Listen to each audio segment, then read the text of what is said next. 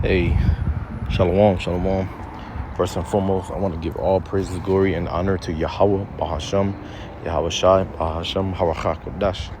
Double honors to our apostles and elders of Great Millstone that rule well. Peace and blessings to the hopeful elect out here pushing this truth and sincerity. The water for what you do. We love you. We appreciate you through the spirit of Yahweh, Bahasham, Yahweh Shai. Shalom to y'all. Salakia. It's your brother Dawud Dodd from the Great Millstone Camp in Atlanta. Lord willing to give you an edifying lesson through the spirit and power of Yahweh Bashem, Yahweh Shai. Right, who the world ignorantly calls God, his name is Yahweh, meaning he is, or he exists, or he to be. Who the world ignorantly calls Jesus Christ, his name is Yahweh Shai, meaning he is the Savior, or he is the deliverer. Alright, he saves, he delivers. If you're watching this now, you're a so-called black, Native American, or Latino man or woman, then you are a Hebrew Israelite according to the Holy Bible. Alright, you would not find black, Native American, or Latino in the Bible. Alright, so you got to figure out who you are according to the Bible, because the people of the Bible, there's a certain race or a certain nation in the Bible that was promised, to, receive salvation, to have mercy, the glory, the kingdom, the covenant, the new covenant, and the kingdom. And so you got to know who you are. All right. Now, if you don't look like a so-called black, Native American, or Latino, but you feel like this is the truth and it resonates with your spirit, or there's a good possibility that you could be a Hebrew Israelite, it does not matter what you look like. It does not matter what color your skin is. It only matters that your bloodline goes back to Abraham, Isaac, and Jacob. All right, Jacob had his name later changed to Israel. Israel in the Hebrew is Yasharallah, meaning he is the prince of the power. All right, let's get into this word.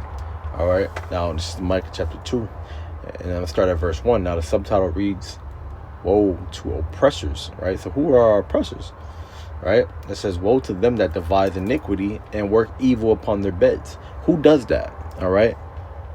Who devises iniquity, right, and evil upon their beds to where they can't even go to sleep without figuring out how to keep you so-called black, Native Americans, and Latinos in poverty, man, It says, when the morning is light, they practice it because it is in the power of their hand. So they can't go to sleep without devising some type of devious evil-doing plan, and then as soon as that light hit, man, before that light even hit, man, they on the drawing board. They putting that drawing board into action, man.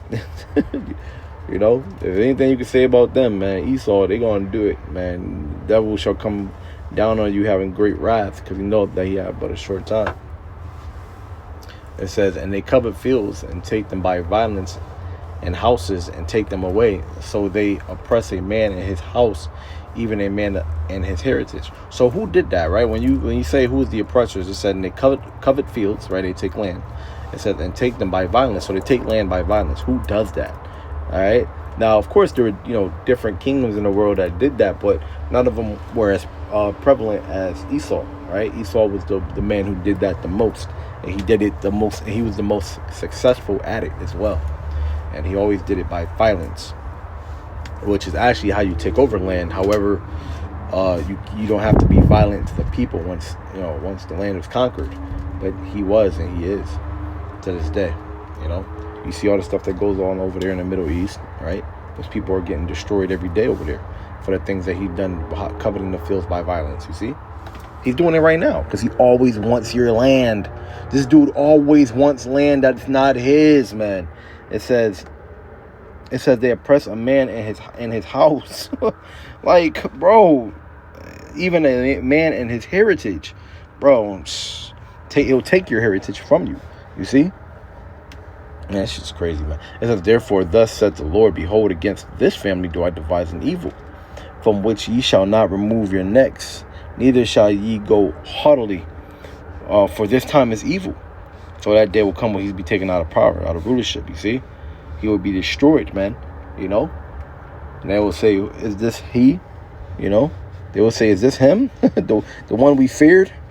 It says, in that day shall one take up a parable against you, and lament with a doleful lamentation, and say, we be utterly spoiled.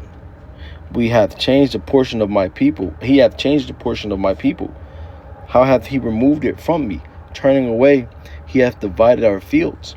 Yeah, and this man took every damn thing from us, right? Including our heritage. And left us desolate, man, and destroyed as a people, as a nation. Talking about you so-called black, Native Americans, and Latinos. It says, therefore thou shalt have none that shall cast a cord by lot in the congregation of the Lord. Prophesy ye not.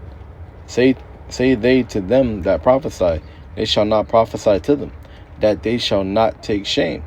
O thou that art named the house of Jacob, is the spirit of the Lord straitened? Are these his doings?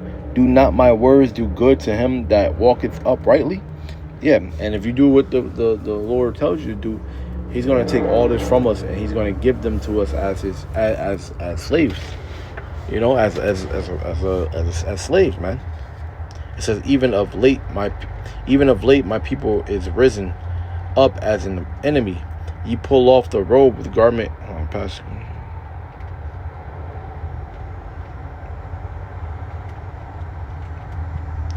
gonna jump down here. It says, verse 10, arise ye and depart, for this is not your rest, because it is polluted. It shall destroy you, even with a sword destruction. Now, if you go on TikTok right now, or Facebook, or you go on YouTube, you're gonna see our people extremely proud, right? The crazy thing is that y'all all in poverty.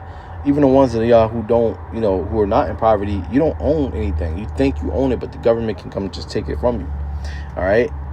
And the more you try to acquire, the more debt you put yourself in. The more involved in this rat race you put yourself in. That's why the scriptures tell us to put up treasures for yourself in heaven. But you people are so, like, you think that these little dainties that you have is going to last you, are going to last you. They're not going to last you. All right. This is not your rest. This is not your kingdom. Right. That's why the disciples always asked Yahweh Shai, well, at this time will ye restore the kingdom of heaven to Israel? You see? Because this is not our kingdom. This is not our rest. This place is destroyed, man. That's why it says, arise ye and depart, for this is not your rest, because it is polluted. It shall destroy you, even with a sword destruction. You see? It's polluted. That's why when you read Proverbs chapter 1, man, it even tells you, Ecclesiastes chapter 1 even tells you, King Solomon said, vanity of vanities, all is vanity. Right? Everything is here is null and void, man. You see? There's no light in any of this stuff. This is a man who was one of the most successful, richest kings, most wise kings in the world. With he had an abundance of women, anything that your heart's desire, he had it. But he even said this place is vanity. All of that is vanity. Why? Because this word, man, that storing up your treasures in heaven is what's more profitable.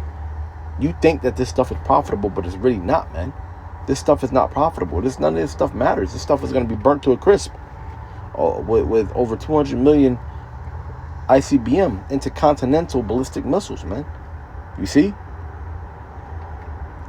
Nowhere in the world is at peace at this moment. We are not in a time for peace. The scriptures tell you there's a time for peace and a time for war. We're in a time of war at this moment. And things are just only going to get worse. You see? And it's not going to get better until Yahweh Shai comes back. You see? This place is this place is literally hanging on by a thread. I don't even know how we were even still here. But we know we got to keep preaching this word so we can seal the elect. You see? Scriptures tell us to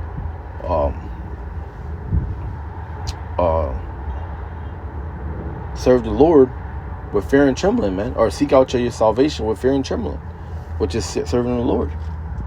So we're to keep going, to keep doing this work. And you should feel happy doing this work. You should feel proud to do this work. You should feel honored to do this work. You see? And try to do as much of it as you possibly can, man. So that was the point, though. I know there's more here. That's all the Spirit had for me.